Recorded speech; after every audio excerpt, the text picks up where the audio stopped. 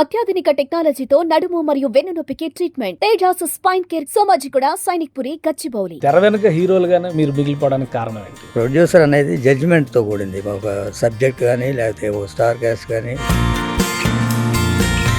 ఇవాళ వాటికి ఒక్కొక్క డిపార్ట్మెంట్కి ఒక 20 మంది తయారయ్యారు.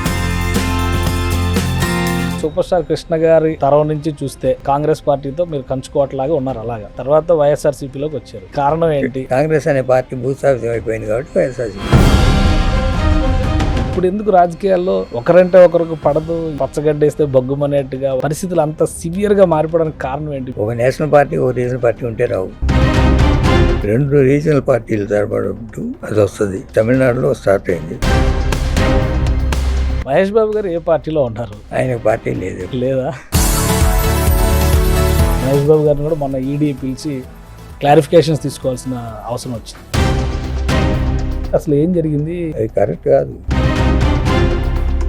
పవన్ కళ్యాణ్ గారు డైరెక్ట్ స్టేట్మెంట్ ఇచ్చారు కదా, బంద్ కోసం వెళ్ళేటువంటి ప్రయత్నాలు చేస్తున్నారు. ఆయన ఫుల్ ఫ్యాక్ట్స్ తెలుసో తెలీదో నాకు డౌట్ ఉంది.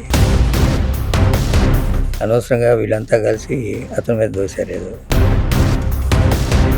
అసలు ఈ థియేటర్స్ ఇష్యూ అనేది క్లోజ్ అయిపోయినట్టేనా? ఆ అంశం అది ఇష్యూ కాదు. అసలు ఇష్యూ కాంది నాన్ ఇష్యూ చేశారు.